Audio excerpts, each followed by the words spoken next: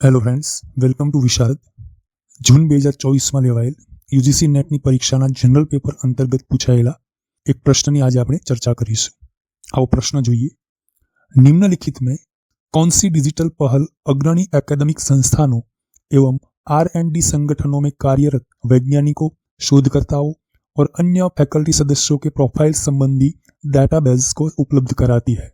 આપણે ઓપ્શન જોઈએ તો પ્રથમ ઓપ્શન છે સ્વયંપ્રભા, ઓપ્શન બીજો છે ઈ વિદ્વાન, ત્રીજો ઓપ્શન નેશનલ એકેડેમિક ડિપોઝિટરી એટલે કે NAD અને ઓપ્શન 4 ઈ શોધ સિંધુ. તો ચાલો સૌપ્રથમ જોઈએ સ્વયંપ્રભા શું છે. સ્વયંપ્રભા એ GSAT-15 સેટેલાઇટનો ઉપયોગ કરીને 24/7 ધોરણે ઉચ્ચ ગુણવત્તાવાળા શૈક્ષણિક કાર્યક્રમોના પ્રસારણ માટે 40 કરતાં વધુ DTH ચેનલોનું એક જૂથ છે. દરરોજ ઓછામાં ઓછા 4 કલાક માટે ત્યાં નવી સામગ્રી ઉપલબ્ધ કરાવવામાં આવે છે, જે સમગ્ર દિવસ દરમિયાન 5 વખત પુનરાવર્તિત એટલે કે રિપીટ થાય છે, જેથી વિદ્યાર્થીઓ તેમની અનુકૂળતા મુજબનો સમય પસંદ કરી અને ભણી શકે. આ ચેનલો વિસાગ N ગાંધીનગરથી અપલિંક કરવામાં આવી છે. IITs, UGC, CEC અને IGNOU દ્વારા આ સમગ્ર માહિતી પ્રદાન કરવામાં આવે છે અને આ વેબ પોર્ટલનું સંચાલન ઇન્ફ્લિબનેટ સેન્ટર કરે છે. બીજો ઓપ્શન છે ઈ વિદ્વાન.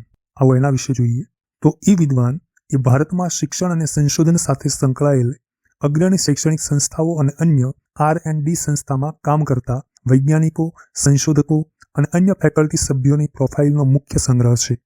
તે નિષ્ણાતની પૃષ્ઠભૂમિ, સંપર્ક સરનામું, અનુભવ, વિદ્વતાપૂર્ણ પ્રકાશનો, કૌશલ્યો અને સિદ્ધિઓ, સંશોધકની ઓળખ વગેરે વિશે મહત્વપૂર્ણ માહિતી પ્રદાન કરે છે.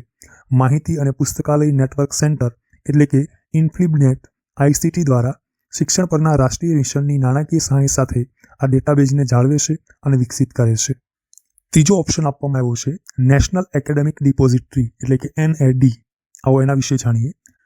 નેશનલ એકેડેમિક ડિપોઝિટરી એટલે કે NAD એ તમામ શૈક્ષણિક પુરસ્કારની 24/7 ઓનલાઈન સંગ્રહ સ્થાન છે, જેમ કે પ્રમાણપત્રો, ડિપ્લોમા, ડિગ્રી, માર્કશીટ વગેરે.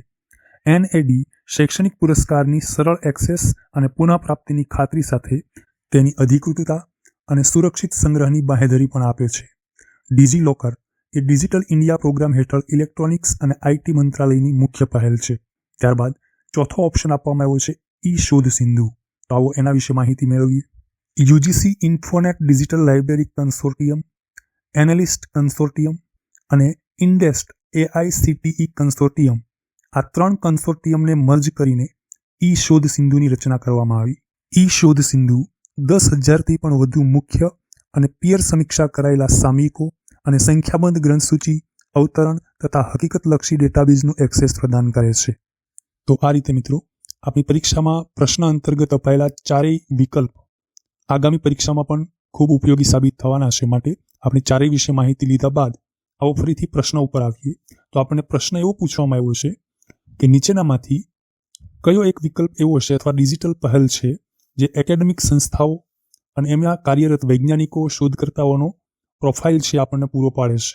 તો આપણો સાચો જવાબ આવે છે ઈ વિદ્વાન એટલે કે નંબર 2 આપણો સાચો જવાબ આવ્યો છે. તો મિત્રો કેવી લાગી આ માહિતી એ ચોક્કસથી કોમેન્ટ બોક્સમાં જણાવજો. જો આ માહિતી આપને આગામી પરીક્ષામાં ઉપયોગી લાગતી હોય તો પ્લીઝ લાઇક કરો, શેર કરો અને સબસ્ક્રાઇબ કરો Visharad YouTube channel. Join Visharad to be Visharad. Thank you very much.